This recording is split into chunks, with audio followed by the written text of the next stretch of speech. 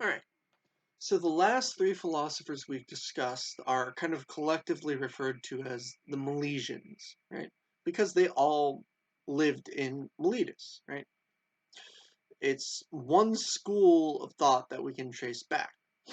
Um, Now, again, our records are fragmented, so we don't know how many other parallel schools of thought might have been developing in other places at the same time.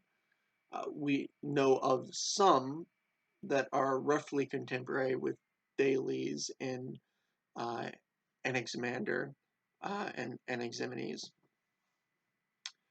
uh, but none that present like a consistent development of thought amongst like within a particular area. It's more like isolated figures from what records we have, both in remaining fragments and in commentaries. So our next series of thinkers, of philosophers, are what are referred to as like transitionals. Right? These are major thinkers in their own right who advance the course of philosophy in ancient Greece in significant ways, right? As individuals, right? Um, even if only ultimately, even if only as they, insofar as they wound up being huge influences on the real major players in ancient Greek thought later on, they still laid the groundwork for those ancient, for those major players, especially Plato and Aristotle. So the first amongst these major transitional figures, we'll call them, is Pythagoras, who lived from about 572 BCE to about 500 BCE. Right? And yes, this is Pythagoras of the dreaded Pythagorean theorem fame. And there's a reason we call it the Pythagorean theorem and not Pythagoras' theorem. Right? And that's because Pythagoras actually developed something of a cult. We could call it a school, but it wasn't. It was a cult. We'll get there shortly. But to begin with, let's backtrack a little bit. Right? So he asked the same question that the Milesians did: "What is everything made of?" And Pythagoras' answer was numbers, right? Not triangles. And good guess if you were thinking triangles, but no, numbers. Um, he was big on numbers, right? Just absolutely adored numbers. And um, his theory, his worldview, his metaphysics presents the first two worldview that we have in philosophy. And this is, if you're familiar at all with, I think something similar to like Christianity, right? There's this world and the afterlife, right? The physical and the spiritual, right? Plane, right? So all of reality is divided on those lines in Christianity. Very much the same thing here. Um, and again, one is the basis for the other. The spiritual is the more real in Christianity than the physical is, but the physical is also real. It's just built upon the spiritual. The same thing here in Pythagoras' two worldview.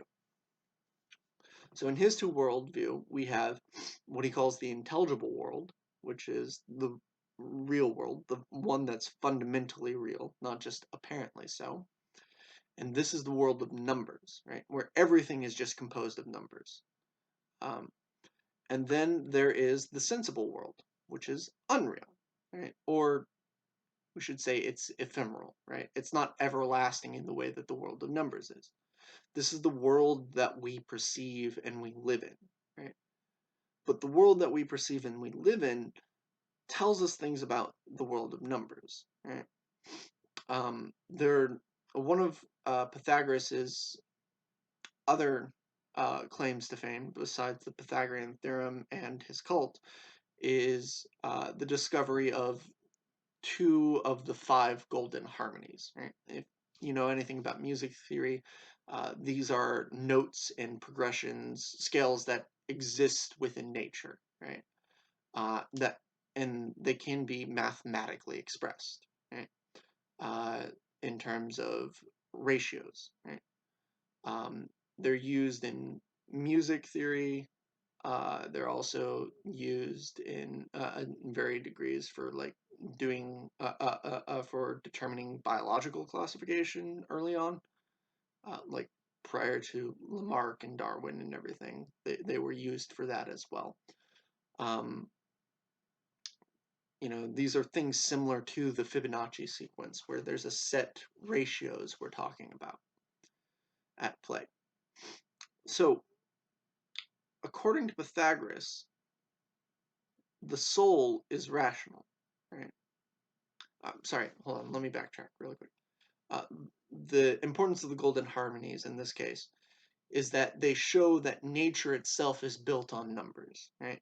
Since we can find these as recurring patterns in nature, it shows us that numbers are more real, right?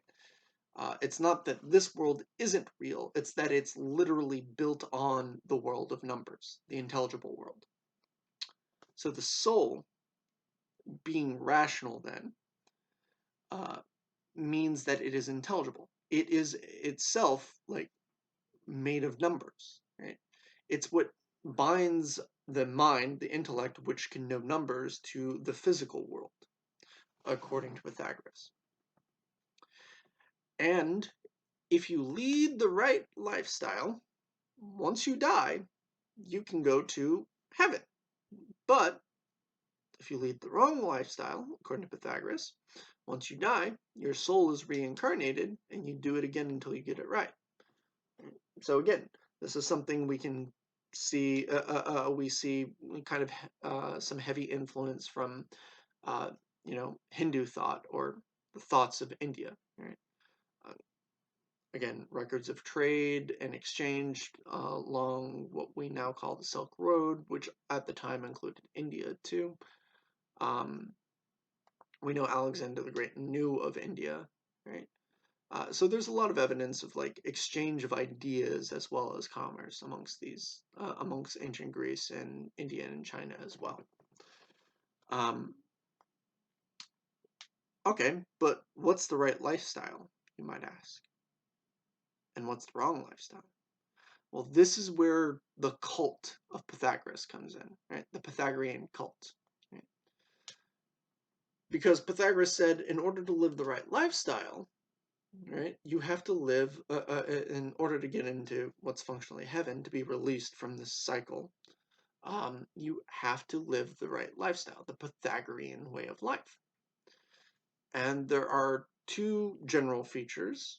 The second one breaks down into like multiple individual parts. And we'll see, just there's a fun little discussion um, after this point where you can say why it is you think you would or wouldn't manage to be a Pythagorean. Um, I'll be interested in reading that. But anyway, the two main components are a life spent contemplating numbers and then a life of self-denial. Right? And the life of self-denial basically is like living the life of a monk in certain regards, to an extent. Right? Now, why would that be an important feature for the Pythagorean way of life? Well, because you're denying yourself unnecessary things to better achieve the first goal, spending your life contemplating numbers. All right, so what's involved in the self-denial then? No big, just a couple of things. Number one, you can't tell jokes. I'm screwed. I'm out. Like, right there, I'm out. Uh, no drinking, like, no alcohol. It's just, because it dulls the senses, which makes it harder to contemplate numbers. No sex, no point, right?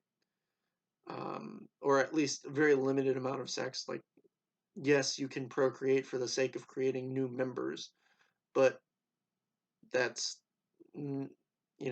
beside the point, honestly. Like, That's time away from contemplating numbers.